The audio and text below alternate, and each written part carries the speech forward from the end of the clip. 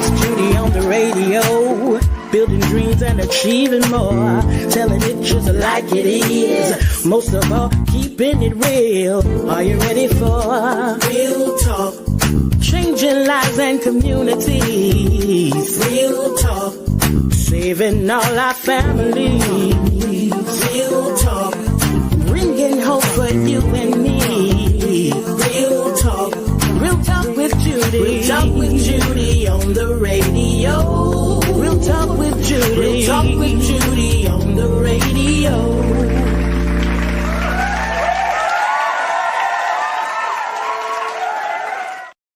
Well, hello, and thank you so very much for tuning in to the Real Talk with Judy live radio show. And today is a happy day. Man, I'm so excited about this moment. Y'all see my beautiful, handsome husband over there smiling. We are excited here in Arizona, Phoenix, Arizona. Yeah, yes, we are. The both of us got family here, and we are so excited. And so we're going to tell you about what all it is today that's making us so excited. But I put it on Facebook in the chat earlier. But today is happening. It's happening. And so we're gonna get to that. I greet you in the name of our Lord and Savior Jesus Christ. To all of you who are tuning in to this radio show, I am Dr. Judy, the host of this amazing show. And I am so thankful to all of you, however you're tuning in, either by radio, Facebook Live, YouTube, and the radio app. I just want to say thank you so very much for being here. Priscilla, thank you. Even from Tallahassee to Arizona, still making things happen. We are excited. Y'all do me a favor, please. Get as many people on as you possibly can. Go ahead and call and text, tag everyone you know, and invite them to join us during this broadcast. I want to say this. From my last show, the last two shows, from domestic violence and the show last week, the young lady made a comment, and she talked about how she stayed there because of ministry. She stayed there because of ministry. And I said that I didn't understand that. But can I tell y'all this? Since that show, I've spoken to over 12 women who agreed with her, and they have texted me and inboxed me to try to get me to understand what could have possibly happened. So I understand, and we may come back with that. And she said she stayed there, endured the abuse because she felt like she was doing ministry. And so we're gonna talk about that, but that's not what we're gonna talk about today. But we're gonna talk about that a little later. And as y'all know, these shows probably forever. I will always mention my mom, Mother Dr. Irma Hunter Wesley, my dad, Mr. Sylvester George Wesley Sr. They are the reason why I get to do what I do. They're the reason I learned to do what I do. Okay. I watched my mom, and my Uncle Skip told me again the other day. He said, Judy, you was tied to your mama's hip, and you just was tied to it. I said, really? That you would just stare at your mama? But y'all, to me, my mama was like the ultimate woman who just knew everything. My husband knows everything for real. Maybe 2% stuff he don't know. But my husband knows everything. But my mom to me was just everything. She really was. And I was so into her, like her every word and all of that.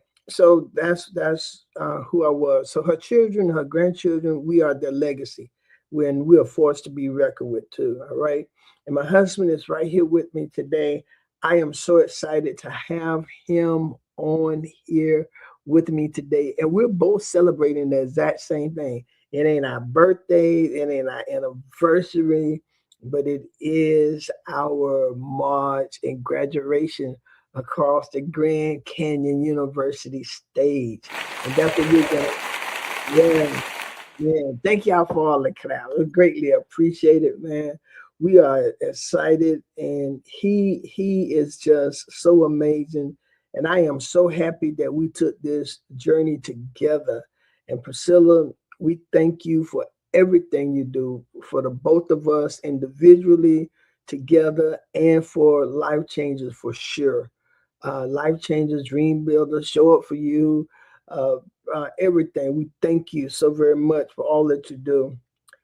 So we wanted to. Oh, I got to do this to my life changers family. I found out so many of them be listening. Thank you.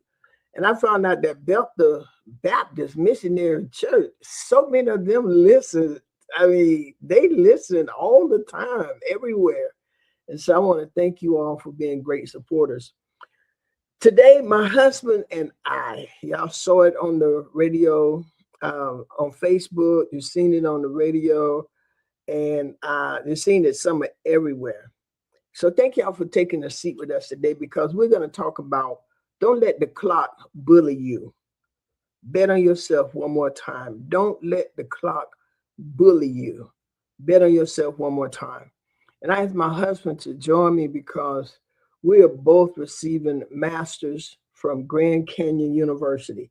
I'm going to graduate in a few hours. I'm going to graduate in a couple of hours.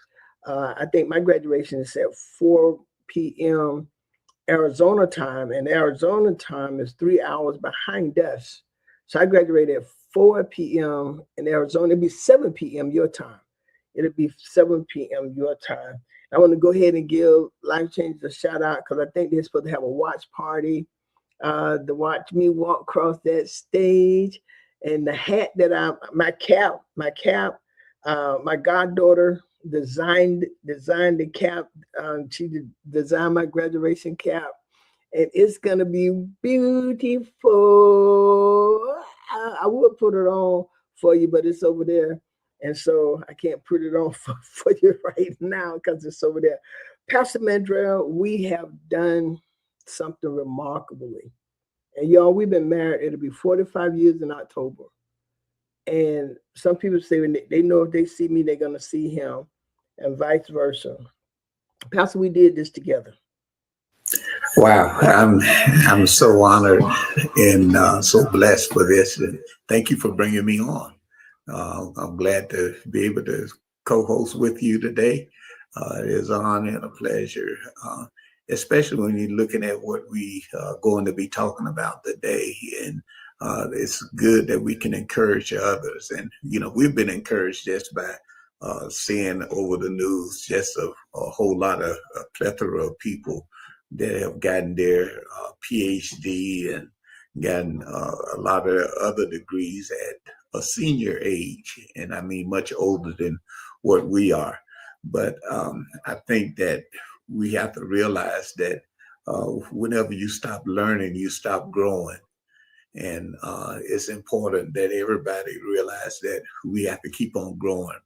One thing that has always amazed me is that Paul has said in his writings that he want to know Christ, and that always kind of like blew my mind because he wrote most of the New Testament, but yet he still said that he wanted to know Christ. So if he had that passion, why can't we have that passion? So I'm never going to stop growing. I'm going to keep on growing even until I get really in my senior years. So, you know, and that's what we want to encourage everybody else to do. Keep on growing. Keep on growing. It adds life to you. But Yeah, again, thank you. Thank you. I'm gonna say go ahead, and y'all, we're gonna be going sharing this together because that's exactly what we did with this, and how I come up with the subject is because sometimes we let the clock dictate to us what we should and should not do. So what it say, don't let the clock bully you. This concept we have to look at the architecture of the mind. When you allow an external, listen to this, when you allow an external fact force to dictate your internal value, you have allowed a bully. to take up residence in your structural blueprint. And so we're going to have a deep dive into the clock as a bully. We're going to look at it as the clock as a bully and the strategic recount of your life. We want to get into that. Pastor, and y'all, I do call my husband Pastor. I call him Pastor, I call him sweetheart, and I call him Gerald or Jerry. So you might get all of that within this hour. You might get all of that. But all of those names are dear to me. They're intimate, endearment. I think that's what's the word I'm looking for. They're endearment. Pastor, let's talk a little bit about, and neither one of us knew we were going to go back to school. We didn't. I was sitting, I think the Lord woke me up, the Holy Spirit, and he said, go get a master's in leadership. And so I did it. And when I got started, I told my husband, I think he should do it too.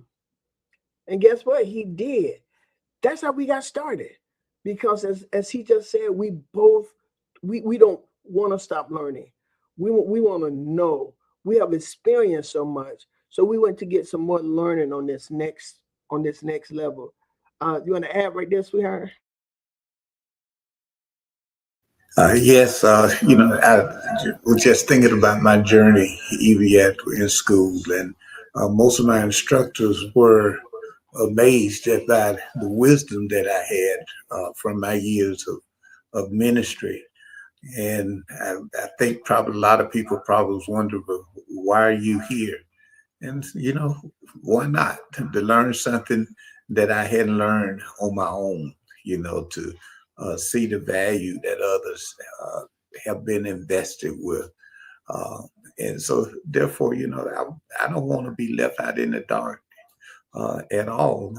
I believe that I'm just going to keep on learning. So as the Bible says, wisdom is the principal thing. So therefore get wisdom. With all that get an understanding. So it's my purpose. I feel that it's my responsibility to better myself, for me to be able to better those that I serve, and then to inspire them to continue to reach toward excellence. So if they see me just fail and be lackadaisical, that gives them no reason to aspire for greatness. And we believe that the Lord has blessed us with a leadership church, and we just don't take anything from those that serve up under us. And so we expect excellence. So how can I expect excellence without showing excellence myself? So they have seen us through the journey. They have seen us go through everything through our coursework and through our tests and our challenges. And so therefore we went through shining and we came out victorious. And so now they have no excuse of mediocrity at all. And that's true. And mediocrity is not what we're going to take. And so, Pastor, when I said, don't let the clock be your bully. Don't let the clock bully you. When I said that, what comes to your mind? Well, when I hear that, I think that the clock speaks of limitations. It speaks of limitation. It speaks of restrictions. But as we know, God is unrestricted. And even yet, he'll defy the clock and do things after what we consider to be a calculated time, because his timing is entirely different from our timing. So therefore, if we continue, just think about it, if you continue to watch the clock, you begin to reduce your productivity. So the clock actually can be a distraction to keep you from doing what it is that you've been called to do.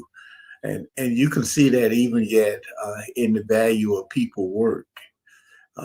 Some people work just strictly by the clock. And so they'll start at one point and quit at the end of the point without necessarily finishing their work. So when you are dedicated to doing your work, the time really doesn't matter because you know that your work is really what's important. So when I think about that, with the clock, that's limitations. And all my life I've always strived for excellence and strive to be better. And here it is now. I'm pushing close to 70 years old, but I don't see it as being a restriction for me. We encourage. Just think about Caleb. Caleb was at the age of 80, and he said, "I have the strength that I did when I was 40 years old." Now I'm not saying that I have the physical strength, but I believe that God has given me even yet that same mental strength.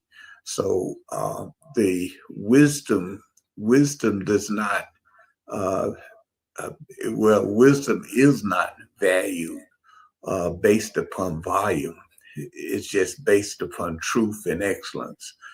So God give me now a wiser way of doing things that I would have tried to do out of my own strength before. So this is what I believe that the education has done. It has helped me to reevaluate and to re-look at how I would do ministry and how I would do things, and yet to consider what was really important.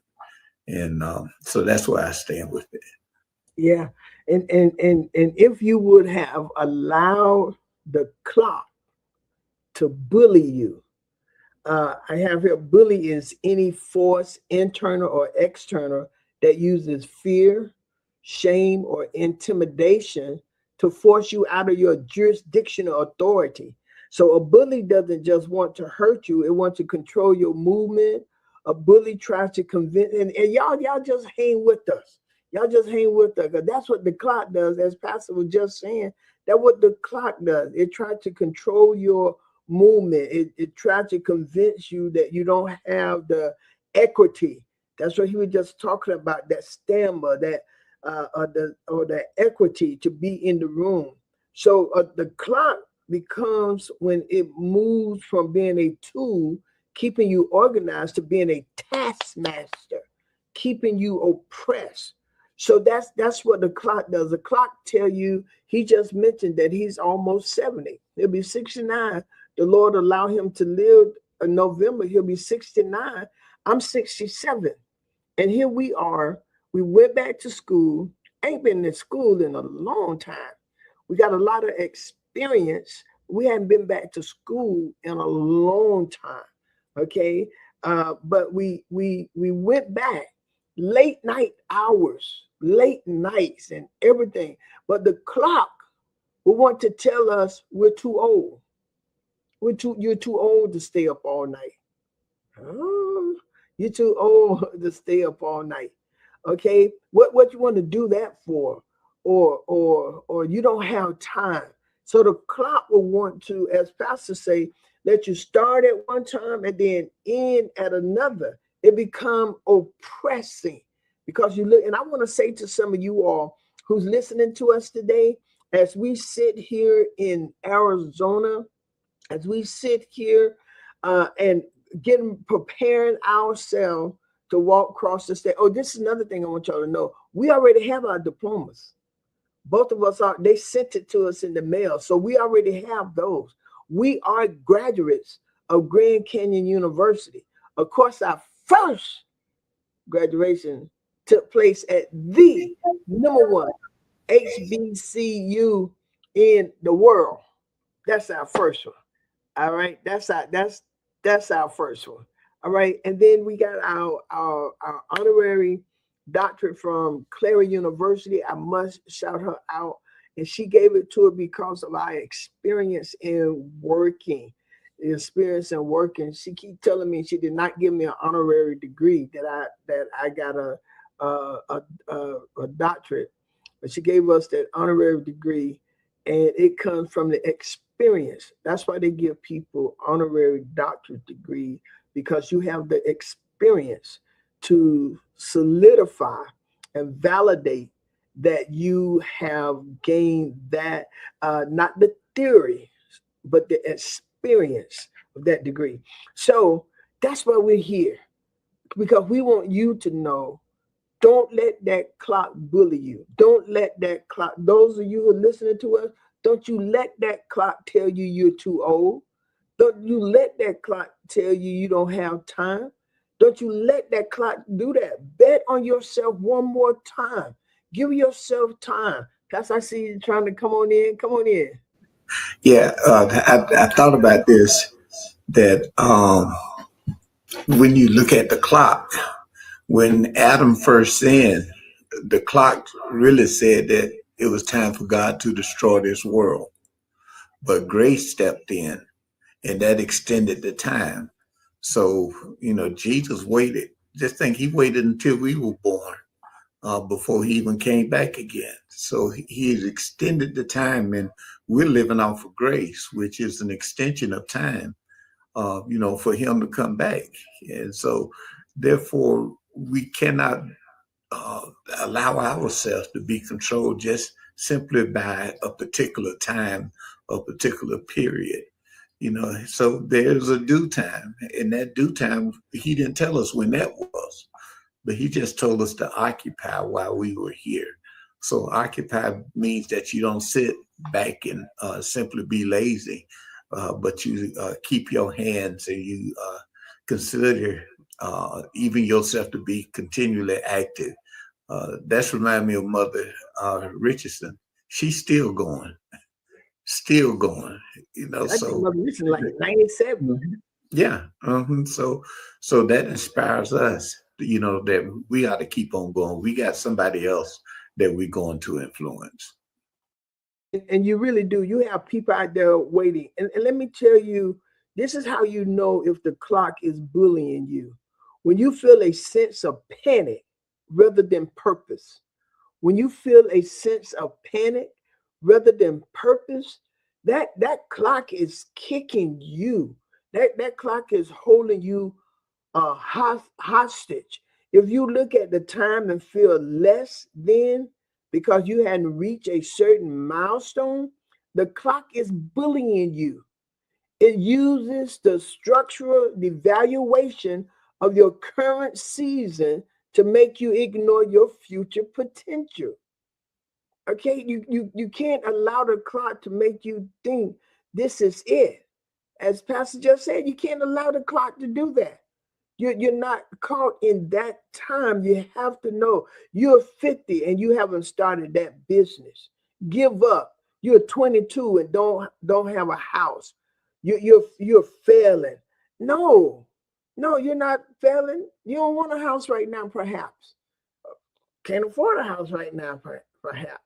Not mature enough. Don't have enough money. It don't mean that you're not gonna have it. Don't allow the clock to hold you hostage in this present moment when you're so full of potential. You can't do that. Faith without work is dead, being alone. You got to, because you have faith, as Pastor just stated, you got to work it. You can't just be late. It's not just gonna come to you. I got people saying they won't hire me. You ain't knocking on their door. No, they're not gonna hire you. They don't even know you looking for a job. And I know in this day and time, they're doing it by electronic. I believe you submit, a lot of people submitting their resumes online and line. Do you know they may get 1,000 people for that line? But you know what I tell people? Go into the store. Tell the manager, hey, my name is Judy Mandrell. I put in an application for this position, and I know you're hiring. Would you take a look at my application? And you know what they're going to do? They're going to make them think. They're going to make them believe that you really wanted the job. You took enough time to come to introduce yourself. Why? Because you're telling the clock, they hadn't called me back yet. I put my application in 3 days ago. And don't give them a long time. Go get it. Go get it. And I really want to emphasize that. I don't want God put too much in you. You see that hourglass up there with that black sand? Neither side is filled because your potential is still dripping. It is still happening. You got to go get it. Pastor Madrid? Yeah, that is important. That you just don't call or something to seek employment. I mean, from all the years that I've worked in retail, if anybody called me looking for a job, automatically they got to know because I didn't see your face and you too lazy to come in. If you too lazy to come in to apply, you probably going to be too lazy to come in to work. So a lot of people, the ones that came in, they got the priority over the ones that just going to call and not show up. But when you show up, don't just come, in your regular street clothes, but come and make yourself professionally presentable.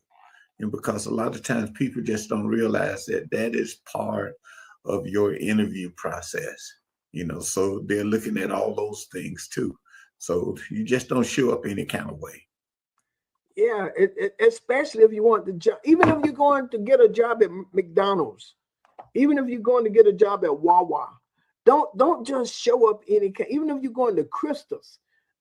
We don't have one in Tallahassee. I need to see if they got one here in Arizona. Maybe they got a Crystal's and a Church's. Churches ain't good unless it's in a dirty church. Nobody want no clean Church's chicken. Got to be dirty. You got to have flour all over your clothes and grease on the floor. But that's not how you go apply for the job, right?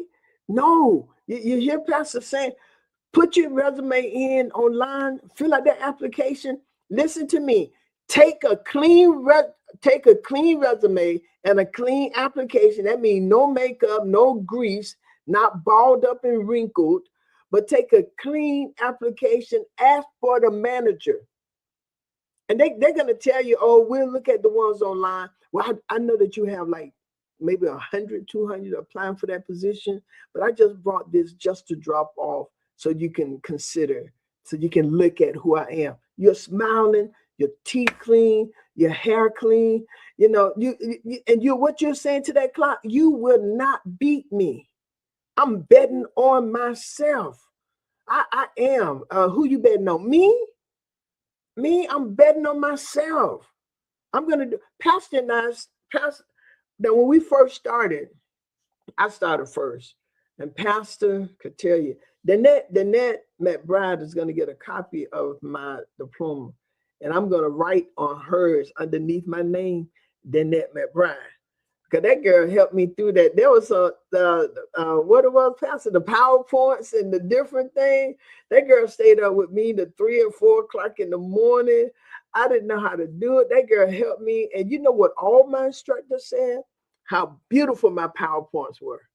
They enjoyed it. She was like, oh, you wait so late. It's coming to me now. I had to wait till it come to me so I can tell her how I want it designed. But she's gonna get one with me. Dr. Davis said, Spo, I help you write whatever you need. Carolyn, this was funny when I was around my sisters, like when I went down to my mom and we went places, I had that laptop and my iPad, and they was like, you got to study. Even my mama, get out of here, go study. But Pastor will tell you, it was hard when I first got back in there. When the pastor, it was hard for me because what was the writing? We had to do the AP 7 for me, and that writing, I got points taken off because I put the comma too far away from the word, from the letter. That instructor took it off. I put a period in the wrong place. I mean, too close to the letter, and he took off. I had too much white space.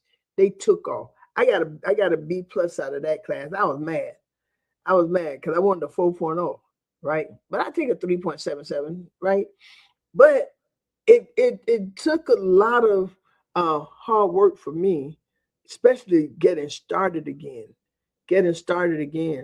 But you know what? I was determined. I had a friend that teased me and told me, you old. That's why you old. You've been out of school since 1981. You old. But you know what?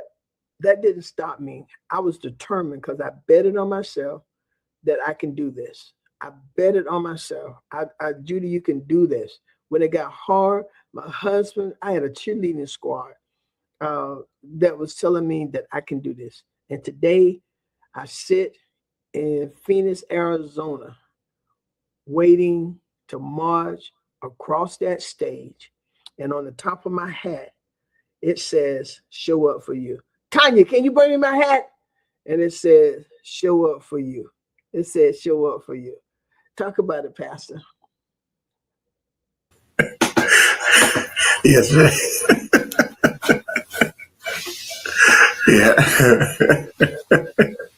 Yeah, but I am totally proud of you, you know, in seeing how late you stayed up. I mean, you were up until 3 and 4 o'clock in the morning, diligently working, trying to get your work in on time and everything. But you ought to be commended. You ought to be commended. I'm grateful just to see your diligence and what all you were able to accomplish. I'm godly proud of you, and it was worth it. It was worth it. And so again, I'm thankful. I mean, it was good. It was a struggle, but it was a good struggle. And Pastor, one of the things I just thought about, I think that we were a good, and I want to say this to everybody, we were a good support to each other. You know, being married almost 45 years, going through some of the stuff, but it was good to do this together. You know, as a husband and wife, to accomplish this goal together. And one of the pastor instructor fell so in love with his writing. And oh, okay, I'm gonna tell you this. When Pastor wrote his first comment, his first was it the answer to your question, sweetheart? Yeah, it was actually one of the posts that they had given us. You know, they give you a word count. And I said, why they give me a word count? Because I could just keep on going. And I did. I kept on going. I think the first paper was like about 12 or 1,400. No, it was like 300, 500. You wrote 12 or 1,400. No, although I wrote about 3,000 or 4,000. That's why I said it was about 12 or 1,400 that it was supposed to be, and I doubled that. His instructor told him don't write that much. His instructor told him don't write that much. I said, genius, you can't write. They don't want to read. They got some other students' paper to write. That was his first instructor. The first instructor didn't want him to write that much. I mean, my husband was just, I was like, my God. And he told me what he was going to write. He told me the word count. I was like, my Lord. That was the teacher in me. Yeah, it really could have been, because you remember when you did your initial message and Uncle Skip had to leave and go get another cartridge because Minister Mandrell, during his initial message, church packed to capacity, spoke like 2 hours. And on the cartridge, right, my Uncle Skip had to go get another one because he did the whole thing. But to see him writing and to see him putting all this study in and bettering himself, it was so rewarding. I mean, we would come home and go straight to the computer. We would come home. I mean, and we bought a lot of the books, right, Pastor? We bought a lot of the books that they gave to us, and now we have a lot of those books in our library. We invested in ourselves. The clock said it was too. The clock said it was over. The clock said that we didn't have to do that anymore. Our job experience, it was over. You have maximized that. It was over. But the desire on the inside of us, so we can invest in ourselves and make ourselves more marketable and to do other things kept us going. Because you know why? It's never too late. I want y'all to hear this. Vision does not have an expiration date. Vision does not have an extra expiration date. In the kingdom, time is a servant to the mandate. In the kingdom, time is a servant to the mandate. All right, teacher. Yeah, one I was just thinking about one thing that this has done for me and what it helped me with. It helped to confirm what I already had believed. Because as we were studying and even some of the things that we studied, I'd already had a concept of it, but I'd never formally studied it. And so therefore, in our studies and with the help of our instructors, I can see that what I had previously believed and what I had previously studied was valid. So therefore, it's like God confirmed his word in me again. And, he'll give me validation. To me, that was encouraging. That was because, Pastor, even with me doing organizational leadership, and I think we talked about this during our study time. We talked about this because leadership is something that I study probably every day. Every single day I am reading about leadership. I got certified with the John Maxwell. So with John Maxwell, I am a certified coach, a certified leader, trainer.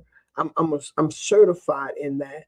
We signed up for Sam Chan to be certified as a leader. So we got all of this leadership certification, and we're continuing to do it.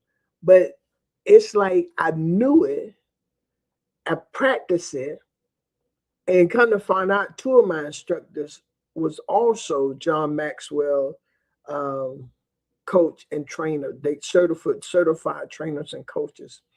But like Pastor is saying, same thing. I felt like I knew it already.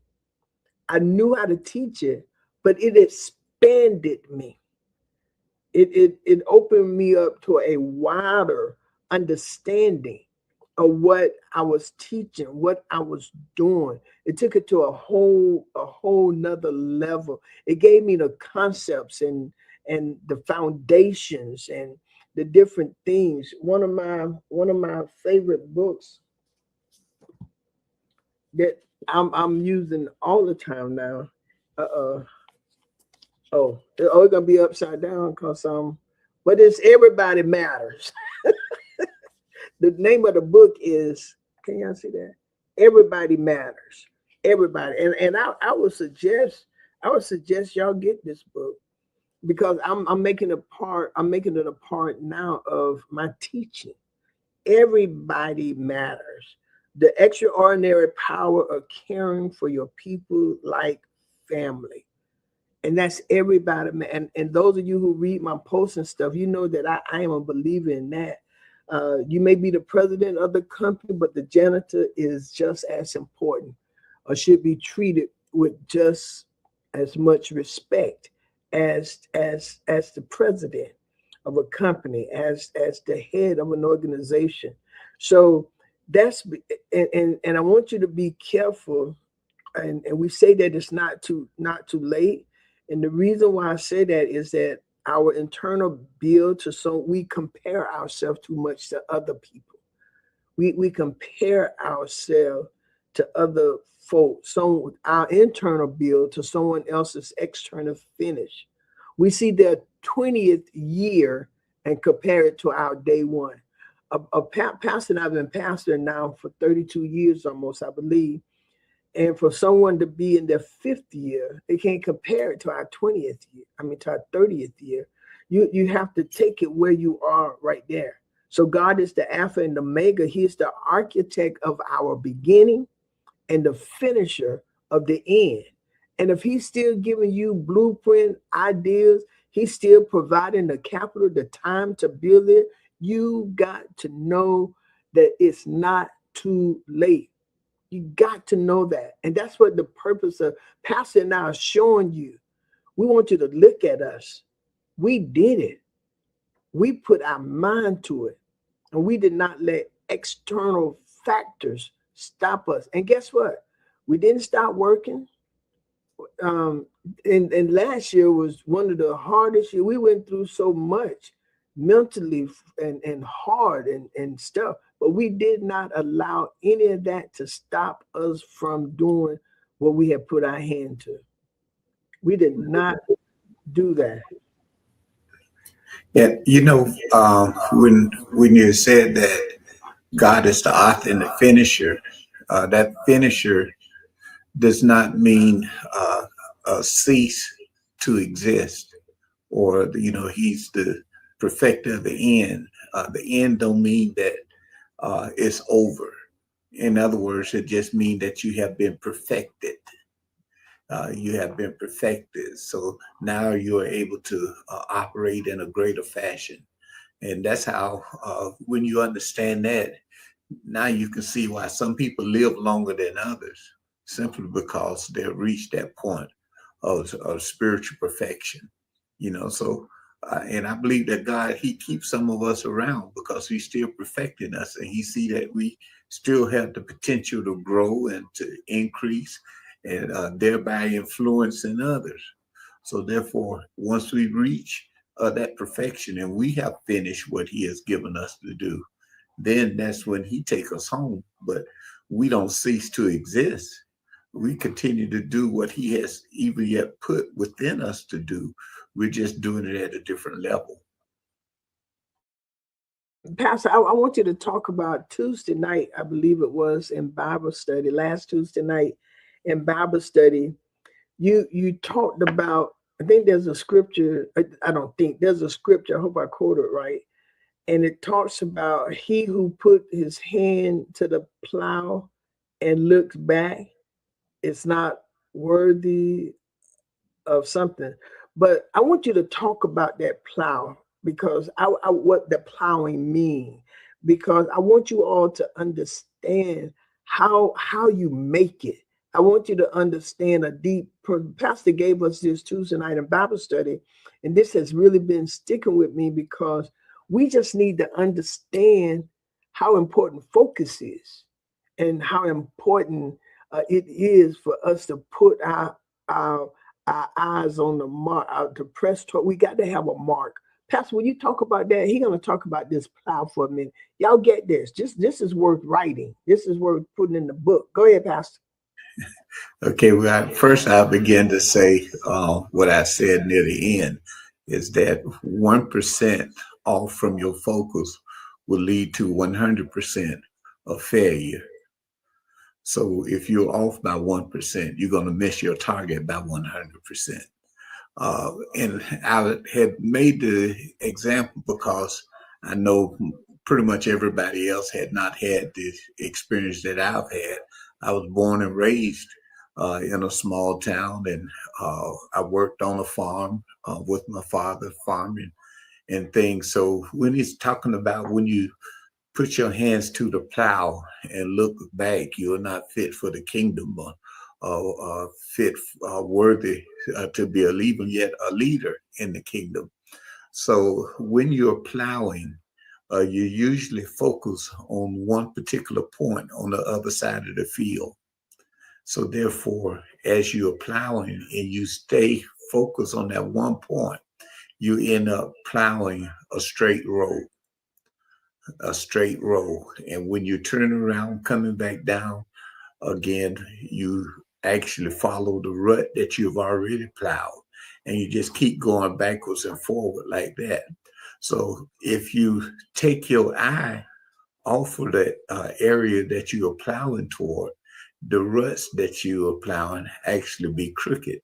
And you can see that even as you just drive down the road, you see corn, or even yet if you see pine trees, how they are lined up in a row.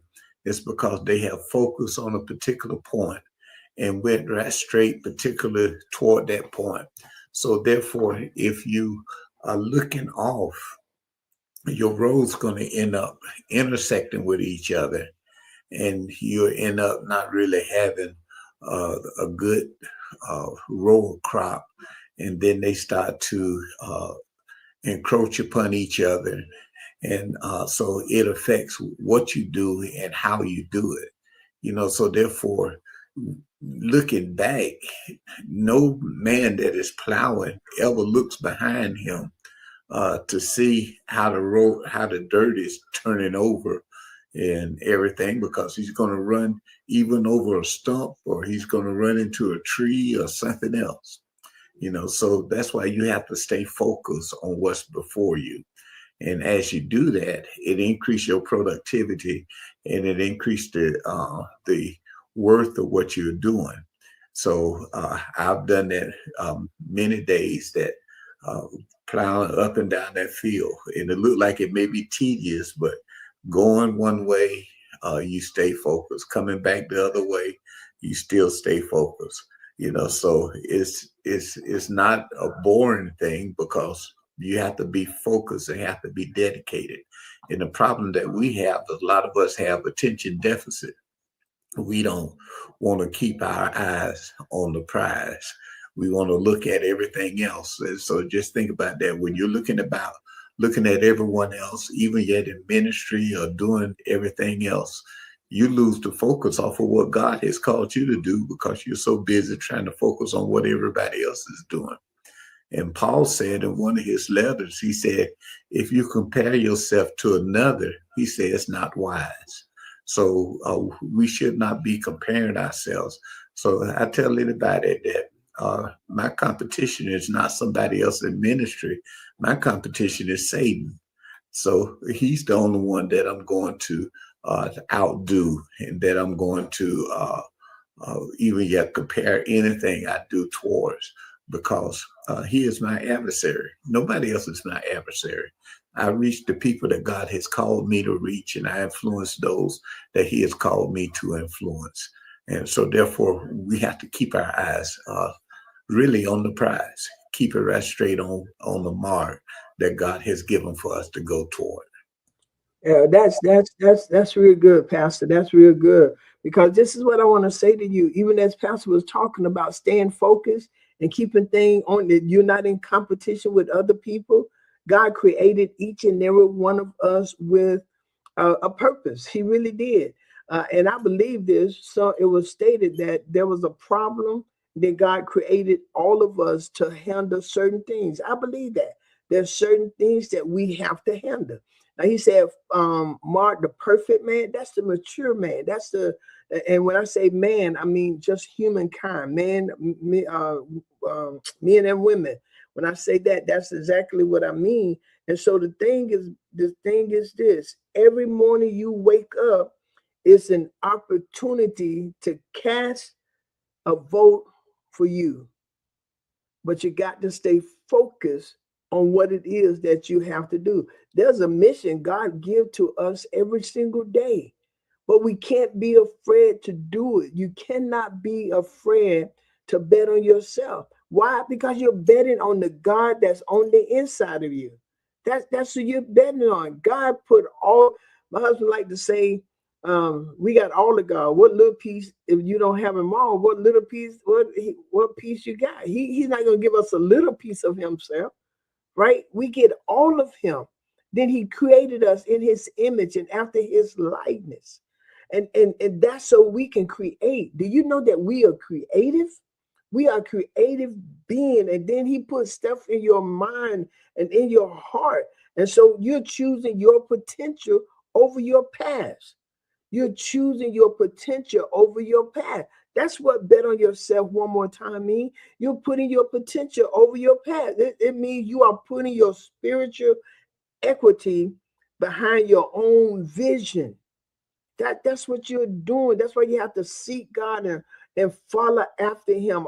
Even if you lost previous rounds, get up again. Pastor, tell them, and y'all probably think you just love to hear your husband talk. I do. But Pastor, tell them how Muhammad Ali won. Tell them what Muhammad Ali used to do. And I want y'all to understand this stuff. This is how we made it through school. This is why we're in Arizona.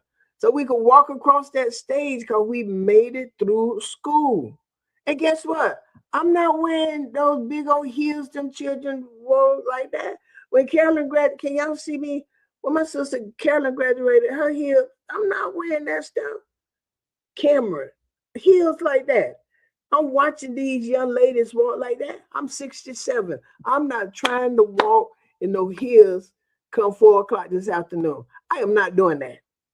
But I am walking across that stage. I am walking across that stage, but it won't be in no heels like that. It might be in Skechers, but I'm walking across that stage. I am walking across that stage. Tanya, bring my hat. Go ahead, Pastor. Yeah, that was one thing I was telling the church about Muhammad Ali, because they were talking about a boxer or a fighter, and one thing that he was a wise and strategic boxer, and when he fought, I believe it was George Foreman, uh, he he allowed George Foreman to punch himself out, to punch himself tired, because Muhammad Ali, he was able to take a punch. He wasn't just able to give a punch, but he was able to take a punch. And so he allowed a Foreman to hit him all this time that he totally got weak. And once he got weak, then Muhammad Ali, when he released a barrage of punches and knocked him down, and he won the fight. And he called it a rope-a-dope. And that's what he meant, a rope-a-dope. In other words, he said, if he's dopey enough to keep hitting me, I'll just lean on the rope and let him punch himself out. And that's what he did. He punched himself out. So, so God, he give us strategies, as far as how we should do and how we should go forth in life. And one thing that I believe, that every day that I get up and every day he allowed me to move or something, I know he still got life for me. He still has something for me to accomplish. And so therefore I go, wherever I go, I say, okay, God, I'm here for a purpose. And help me to manifest the reason that you have me here. Help me to influence somebody that you have me here to influence. So there's always reason to grow, always reason. Yeah, and I want y'all to understand that's good. I want y'all to understand that you're still a viable candidate for greatness. You're still a viable candidate to accomplish whatever it is that God has placed within you. And if God give you something to do, even if it wasn't in your plan, if God orders something to come forth in your life, like He did with me and my husband, with going back to school at this point in time, even through all the other learnings, all of the other degrees that we have, even through all of that, he didn't think, he placed it in our hearts in 2025 to go back to school. And so we went back for this year. We went back. It was a little hard. Things are going to be hard. Everything is not easy. I know they teach now. Everything is not easy. Some things are really just straight up hard. Okay, but I want you to understand that you are a viable candidate for greatness. And I want you to understand this too. Belief is not a feeling. It is a strategic decision. You decide about belief. I'm going to believe God. I'm going to trust that God knows what He's doing in me. And so you say, Judy, what do I do when things get hard, when it feels like things are shaking? You look at your track record of survival. My husband had us this year at a church. We are the great comeback. We're making a great comeback. We was hit hard last year. Did it stop us? No. We kept on going. We're still going. But you got to look at your track records and understand that you are a comeback champion. You have survived everything that, and you really have, because you're here right now. As many of us got scars to show some of the things that we've been through. We got the scars to show it. We have the scars to show that we was in a fight. We have the scars to do that. Stop looking for validation from everybody. Start looking at God's word. Okay, the best time, this is an African proverb. Now I'm going to let Pastor say something to us. My time is about spent, but this is a powerful quote. The best time to plant a tree was 20 years ago. That's the best time to plant a tree. The second best time is right now. In other words, all of that that's back there, that's the coulda. And sometimes you shoulda. And sometimes perhaps you did. But now is the time to not allow the clock to bully you. Bet on yourself one more time. In a few minutes, couple of hours, I'm going to be walking across that stage. Yep, when we're walking across that stage. But on Friday, May 1st, my husband is going to be walking across that stage. And it took something for us to get there. It wasn't easy, especially for me. It wasn't easy. It was time consuming. It was like, it was like, and I even said one time, man, this mess is hard. Well, I probably said it more than one time, but it was hard. So much writing, so much reading, but the experience that I had helped me through it. I didn't count myself out. I used that experience.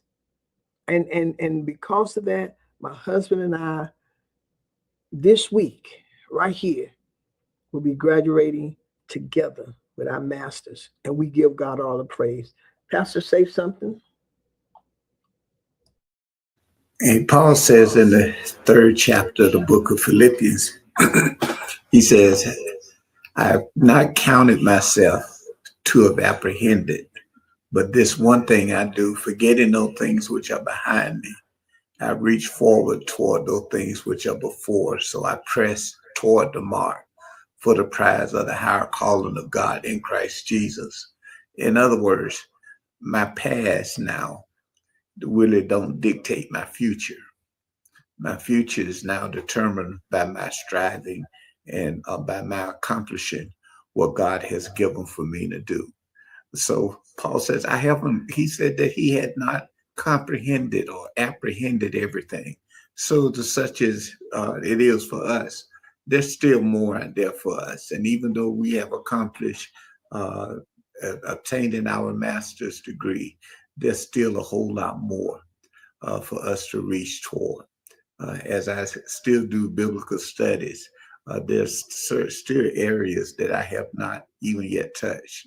So I want to encourage you all, don't give up on yourself. Continue to strive, continue to reach towards what God has determined for you to reach. There's still yet greater out there for you.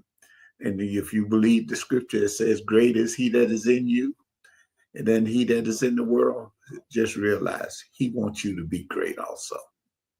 That's it, y'all. He wants you to be great. So we say to you, don't let the clock bully you.